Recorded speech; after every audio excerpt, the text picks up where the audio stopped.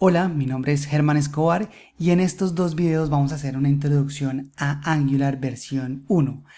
Angular es un framework frontend que te va a permitir crear aplicaciones complejas en el navegador que le ofrecen una mejor experiencia al usuario porque la página no se va a tener que refrescar entre las diferentes transiciones de la aplicación.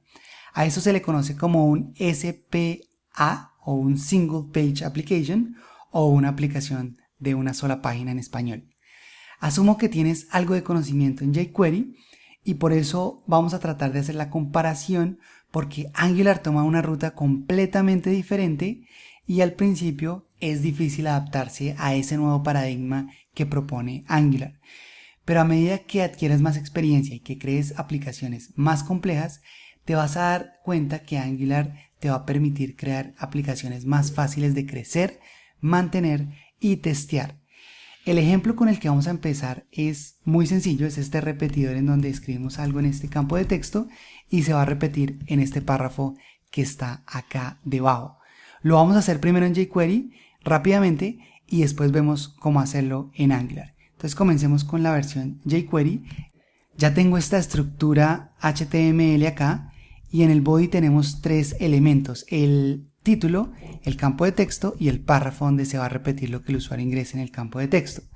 También incluí jQuery y la forma o lo que necesitamos hacer para que esto nos funcione es escuchar el evento cuando oprimen una tecla sobre este campo de texto y cada vez que opriman una tecla vamos a reemplazar el contenido de este párrafo con el valor que tenga en este momento este campo de texto.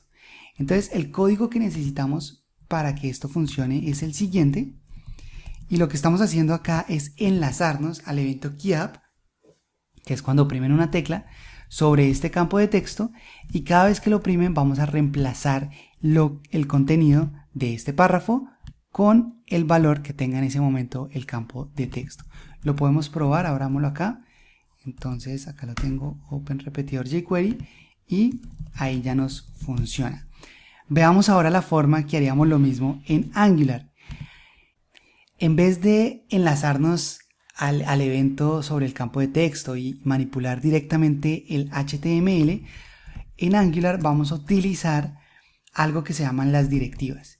Y las directivas son atributos, o a veces también se pueden utilizar como etiquetas, pero generalmente son atributos que le agregamos a nuestro código HTML y que nos van a permitir hacer diferentes cosas. En este caso esta etiqueta o esta directiva ngModel nos va a permitir almacenar lo que el usuario ingrese en este campo en una variable text.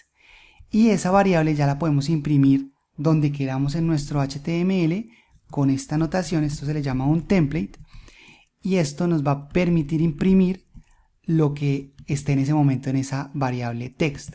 Ahora, para decirle a Angular que todo esto es una aplicación de Angular, tenemos que utilizar otra directiva aquí en el body que se la llama el ngapp.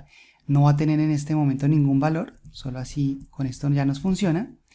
Y si probamos esto, vamos a abrir ese archivo. Fíjate que si escribimos hola mundo, ya nos funciona. No fue ni siquiera necesario escribir nada de JavaScript. Angular automáticamente se encarga de mantener nuestro HTML actualizado. Y eso es una forma de pensar muy diferente que en jQuery, porque en jQuery siempre estamos manipulando y escuchando directamente los eventos con código JavaScript y jQuery. Esto funciona porque es un ejemplo muy simple, pero normalmente necesitamos escribir nuestro propio código JavaScript y para eso se utiliza un nuevo concepto que vamos a ver en Angular que se llama el controlador.